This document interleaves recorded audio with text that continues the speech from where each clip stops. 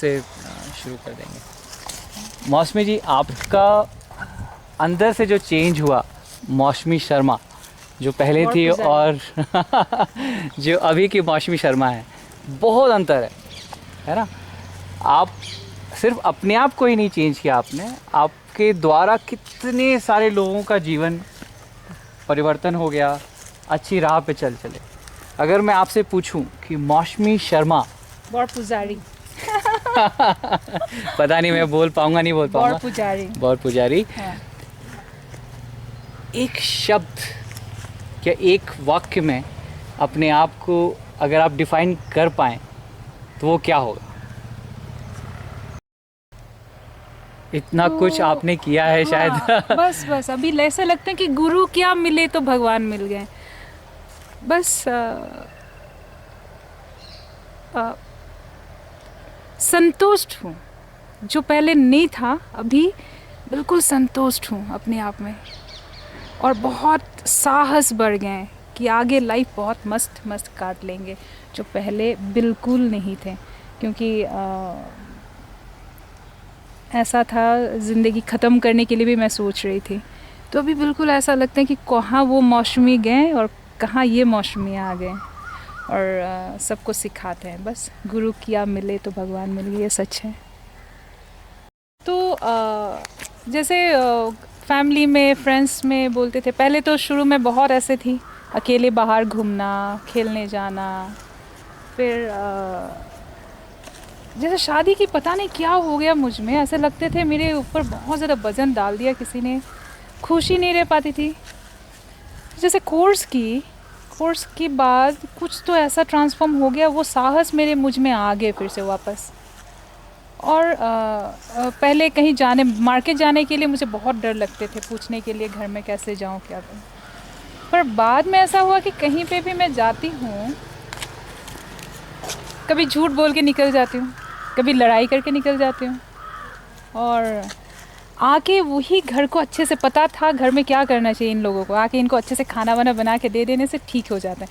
तो जैसे आती थी घर पे, बैग छोड़ के सीधा हाथ धो के किचन, सबकी अच्छा खाना मिलते तो शांत हो जाते हैं।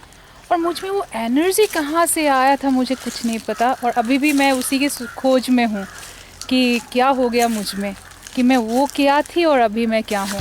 तो मैं ये बोलना चाहती हूँ कि ऐसा नहीं है कि आज अभी जैसे महिलाओं के साथ मैं बात करती हूँ तो बोलते हैं बच्चे हैं, पढ़ाई है। मैं भी शादी की बाद पढ़ाई की, क्योंकि ग्रेजुएशन करके मेरा शादी हुआ था। फिर बेटी भी थे मेरी छोटी सी, बेटी होने के बाद एमए किया, एमफिल की, पीएचडी की, बीएड किया। तो ये सारी कहानी मन का होता है, और जैसे हमारे मन बन जाते हैं कुछ करने की तो हो ही जाते हैं। तो मैं हमेशा कहीं भी विलेज जाती हूँ तो महिलाओं को वही बोलती हूँ, देखो घर की काम सब करते हैं, मैं भी करके आ रही हूँ। ये खाना बनाना, झाड़ू पोछा, बर्तन मैं भी करती हूँ, और उसकी बाद कॉलेज पढ़ा के आपको सिखाने आती हूँ।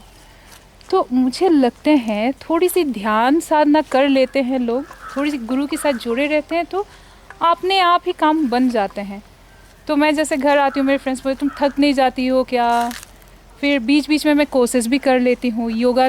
अभी तो मैंने योगा टीटीपी कर ली, फिर टीटीपी भी कर ली। पता नहीं, पहले तो ये मुझे लगते हैं कि जैसे मेरे लाइफ में कभी टीटीपी तो होगा ही नहीं, ये मेरे लिए इम्पॉसिबल टास्क था। और सब कुछ इतना मिराकुलस था, टीटीपी और सेवा प्रोजेक्ट, फिर घर की सारे कामकाज, कॉलेज में पढ़ाना, फिर बच्चों की यस प्लस लेना कॉलेज में, फिर कॉलेज के भी रिस्पॉन्सिबिलिटी होते थे कि कोई फंक्शन है मैम बता देते हैं, क्योंकि मैं छुट्टी ज़्यादा लेती हूँ तो ज़्यादा काम कॉलेज के करना पड़ता है मुझे, कि एक्स्ट्रा रिस्पॉन्सिबिलिटी मैम दे देते हैं मुझे, वो भी हो जाते थे। और बस अभी तो ऐसा लगता है कि बिना सेवा और बिना ऐसे तो रह नहीं पाऊँगी। और मैं सारी महिलाओं को वही बोलती हूँ, देखो थोड़ी सी करेज करके आ जाओ बाहर, तो ज़िंदगी क्या है तभी समझ में आएंगे, नहीं तो वही 4 वॉल्स के अंदर ज़िंदगी बीत जाएंगे और पता ही नहीं चलते हैं कि हमारे अंदर कितना एनर्जी है और क्या क्या मिराकल्स होते हैं, कितने लोग हमारे लिए रुके हुए हैं, कितने लोग को हम हेल्प कर सकते हैं। अभी जैसे मैं गांव पे जाती हूँ, महिलाएं बोलते हैं दीदी ये मेरे घर चलना शुरू हो गया, तो मुझे वो बहुत खुशी होते हैं। वो खुशी शायद मैं अगर कोई जॉब कर लिया होता, गवर्नमेंट जॉब, शायद मुझे नहीं मिलता। अभी फैमिली प्रेशर बहुत है, जॉब कर लो, कुछ कर लो, ये क्या कर रहे हो। और वो भी है, घर पे बहुत बोलते हैं लोग। पहले तो सुना नहीं जाता था, थोड़ा सा सुनते थे तो मन खराब। अभी तो क्या क्या लोग बोलते हैं, कुछ फ़र्क ही नहीं पड़ता। बस ऐसे लगते हैं वाओ, लोग अभी भी ऐसे ही है। अभी कंपेशन है, दया आते हैं उन पे। पर पहले जब आर्ट ऑफ लिविंग में थी नहीं, तो इतना गुस्सा चढ़ते थे। गुरुजी बोलते थे accept people and situation as they are. और मेरे लिए सबसे बड़ी पॉइंट था कैसे एक्सेप्ट कर लूँ। तो टीचर बनने के लिए बताया तो मैं बना नहीं, ये जब तक मैंने एक्सेप्ट नहीं कर पाया। पर अभी लगता है कैसे हो गया सब कुछ। तो मेरी मैं सबको यही बताती हूँ कि आ जाओ बाहर, तभी पता चलेंगे ज़िंदगी है क्या।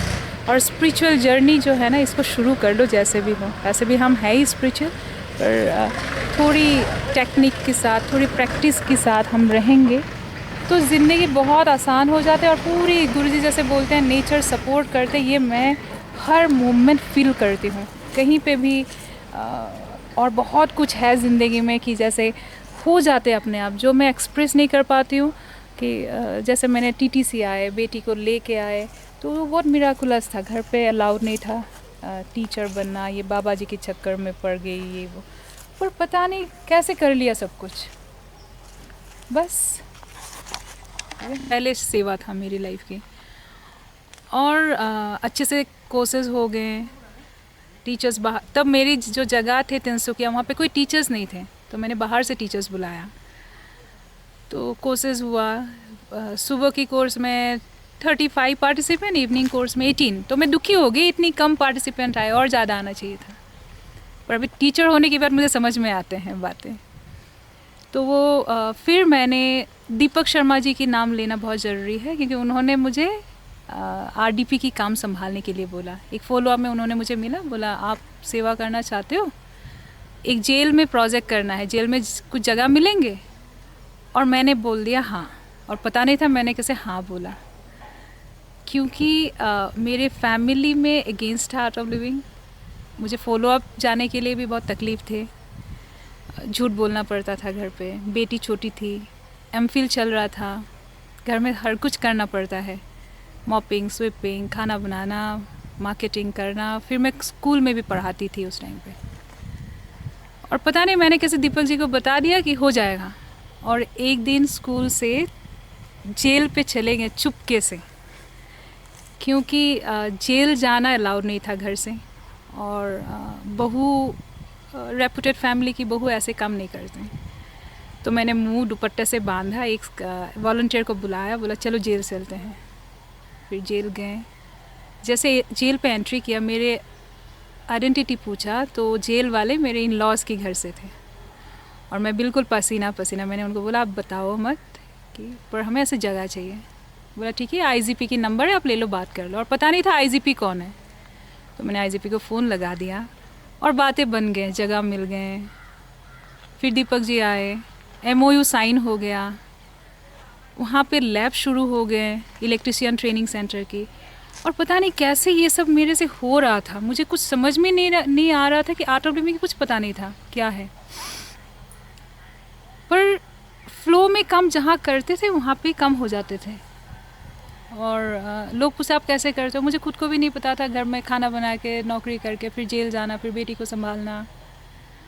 धीरे धीरे वहाँ पे ट्रेनिंग शुरू हुआ, कैदियों के साथ रहना, फिर बाहर से टीचर बुला के उनको कोर्सेज करवाना, उनकी एक्सपीरियंस सुनना। और उसके बाद लगा नहीं, नौकरी, बहुत लोग मेरे फैमिली से बोलते थे आप इन्हें पढ़ लिया, नौकरी कर लो, गवर्नमेंट जॉब कुछ कर लो। और सब लोग बोलते थे पागल हो गया, किसके पीछे पड़ गए हैं। तो पर पता नहीं अंदर से कुछ था नहीं, यही सबसे मैं बहुत सेटिस्फाइड होती थी, ऐसा लगता था यही है ज़िंदगी। और जैसे मैं जेल से आती थी, तो जेल से आने के बाद घर पे मुझे बहुत सुकून सा महसूस होता था कि अरे मेरी ज़िंदगी तो बहुत अच्छे हैं। फिर जेल का प्रोजेक्ट 2011 से लेके हमने 14 तक किया। 14 में जेल का जो इलेक्ट्रिशियन ट्रेनिंग सेंटर था उसको हमने शिफ्ट किया ईटानगर आश्रम पे 200 कैदियों को हमने वहाँ पे इलेक्ट्रिशियन बनाया। कुछ लोग बाहर अभी जॉब कर रहे हैं शॉर्ट टर्म, और जो लॉन्ग टर्म है वो जेल के अंदर ही काम कर रहे हैं। बीच बीच में मैं अभी जाती हूँ, खुद अभी तो टीचर बन गई तो अभी कोर्सेज भी लेती हूँ जाके, नवचेतना शिविर भी लिया। वो मेरे फर्स्ट कोर्स है, फर्स्ट प्रोजेक्ट है। फिर उसके बाद मुझे ना साहस बढ़ गया कि हाँ हो जाएगा, कुछ भी काम करते हैं तो नेक्स्ट प्रोजेक्ट था, दीपक जी ने बोला वुमेन एम्पावरमेंट की कुछ काम करो मौसमी आसाम पे। मैं बोला ठीक है दीपक जी, हो जाएगा। और फिर मैंने गांव पे जाना शुरू किया। तो ऐसे एक गांव लिया जहाँ पे लोग जाने के लिए डरते थे, जहाँ पौधे लगाते नहीं थे, वो काट देते थे। तो मैंने एडमिनिस्ट्रेशन से बात की, उन लोगों ने बोला कि मैडम आपको जाना पड़ेगा, उसमें हम लोग तो आपकी सपोर्ट से जाएं। बोला ठीक है। फिर मैंने वहाँ नवचेतना शुरू किया। बहुत अच्छा होते थे नवचेतना शिविर, एक फील्ड में बैठ के लोग नवचेतना शिविर करते थे। फिर वहाँ पे मैंने ट्री प्लांटेशन प्रोजेक्ट लिया। वो डिब्रू सोईखा नेशनल पार्क है, बहुत डिफॉरेस्टेशन हो रहे थे। तो दीपक जी को मैंने बताया कि ऐसे करना है, और दीपक जी ने बोला हाँ कर लो। तो मैंने वहाँ पे एक दिन में 15,000 प्लांटेशन करवाया एडमिनिस्ट्रेशन की हेल्प से, और सारे गांव के जितने भी वॉलंटियर्स थे उन लोगों ने सारा प्लांटेशन की। और अभी उसकी 70% प्लांट बच गए, अभी बड़े हो गए वो प्लांट। वो 2013 नेक्स्ट प्रोजेक्ट मेरी। तो दीपक जी ने बोला वुमेन एम्पावरमेंट की काम करो। तो उसी गांव पे मैंने महिलाओं से बात की, वहाँ पे देखा रिसोर्सेज क्या है, उन लोग किसमें एक्सपर्टाइज है। तो मैंने उनको पूछा आप लोग ऐसे सीखना चाहते हो क्या? बोला हाँ। तो मैंने पिकल मेकिंग, एम्ब्रॉयडरी, कुछ डिज़ाइनिंग की कुछ काम, नीटिंग एंड पेपर बैग से शुरू किया। वो थर्ड प्रोजेक्ट। और वो करके अभी गांव की महिलाएं पिकल बना के अपनी घर चला रहे हैं वहाँ पे। फिर ऐसे करके मैंने अपर असम की तिनसुकिया और डिब्रूगढ़ डिस्ट्रिक्ट में बहुत सारे गाँव में जा के वोकेशनल ट्रेनिंग मैंने खुद ही देती हूँ ट्रेनिंग। ये पिकल बनाना मुझे आते हैं, कुछ एम्ब्रॉयडरी तो मैं खुद जाके सिखा देती हूँ, और उससे महिलाएं इतनी फ़ायदा हो रही है अभी। उन लोगों को ऐसा जब भी मैं जाती हूँ विज़िट करती हूँ, उन लोग बोलते हैं अभी एटलीस्ट हमें हस्बैंड से पैसा नहीं मांगना पड़ता, एटलीस्ट हम लोग घर में कंट्रीब्यूट करते हैं, बच्चों को कंट्रीब्यूट करते हैं, और हम बहुत खुश हैं। और 12-13 में मैंने आश्रम पे भी कुछ असम की प्रोडक्ट्स भेजे थे। यहाँ पे भी बहुत अच्छा रिस्पांस था। तो वो थर्ड प्रोजेक्ट। फिर 13 में ही सोलर की प्रोजेक्ट दे दिया। वो भी दीपक जी ने बोला तेरे को सोलर करना है, एक गांव पे सोलर लाइट डिस्ट्रीब्यूट कर लो। तो मैंने बोला ठीक है। तो वो जो गांव थे, मेरे घर से 4 ऑटो बदलना पड़ता था, फिर पैदल, फिर 11 किलोमीटर्स पैदल, फिर नदी क्रॉस करना। और पता नहीं मेरे से कहाँ से ये शक्ति होते थे। मैं सुबह निकलती थी, उस टाइम मैंने स्कूल छोड़ के कॉलेज ज्वाइन कर लिया था, प्राइवेट कॉलेज। तो कॉलेज करके घर में खाना बना के बेटी को स्कूल भेज के फिर मैं 4 ऑटो ऐसे करके मैं जाके पहुंच जाती थी वहाँ। पर अभी ऐसे डर लगता है सोचने से कैसे मैं गई थी। फिर सोलर लाइट डिस्ट्रीब्यूट हुआ वहाँ पे, लोग बहुत खुश हैं। फिर नवचेतना से भी शुरू किया, रूरल हैप्पीनेस करवाए। फिर 2014 में मैंने गुरुजी ने टीचर ब्लेस किया। 14 अगस्त टीचर बने, और 14 सितंबर में वहाँ पे हमने तब अभी जो प्रेजेंट सीएम है सर्बानंद सोनोवाल जी, तब वो यूनियन मिनिस्टर था स्पोर्ट्स की, उनसे बात की मैंने। तो उन्होंने उनको बताया कि वो उनकी चाइल्डहुड विलेज है, उनका गांव थे, वो पानी में चले गए, फ्लड अफेक्टेड एरिया है। तो उनको बताया कि ऐसे हमारी सोलर प्रोजेक्ट है, तो अगर आप थोड़ा सा कंट्रीब्यूट हमें करोगे, हेल्प करोगे, तो हम उसको सोलर विलेज बनाएंगे। तो उन्होंने एग्री कर दिया, बोला मौसमी प्रोजेक्ट डाल दो। तो मैंने दीपक जी से पूछ के प्रोजेक्ट दिया। प्रोजेक्ट अप्रूव हो गया, 25,24,000 दिया यूनियन मिनिस्टर ने। फिर आरडीपी से पूरी सपोर्ट करके वो विलेज को हमने इंडिया की लार्जेस्ट बैटरी चार्जिंग स्टेशन बना दिया। अभी 287 हाउस होल्ड को आफ्टर इंडिपेंडेंस उनको लाइट मिले, 2 लाइट 1 फ़ैन, और साथ में 2 बड़े बड़े कम्युनिटी हॉल बना दिया जहाँ लोग बैठ के सत्संग करते हैं। एक टेलरिंग सेंटर भी शुरू किया वहाँ पे महिलाओं के लिए। वो अभी बंद है, पर फिर वो शुरू हो जाएंगे। फिर अभी फिर रिसेंट हम प्रोजेक्ट कर रहे हैं, फिर पूरी 31 जेलों में 31 जेलों में असम पे हम कोर्सेज शुरू करेंगे, और कुछ स्किल डेवलपमेंट सेंटर, ये मिनिस्ट्री के साथ हो रहा है काम, दीपक जी उसका काम देख रहे हैं। और साथ में मैं आरडीपी का तो देखती हूँ, साथ में मैं रूरल स्कूल्स को भी संभालती हूँ।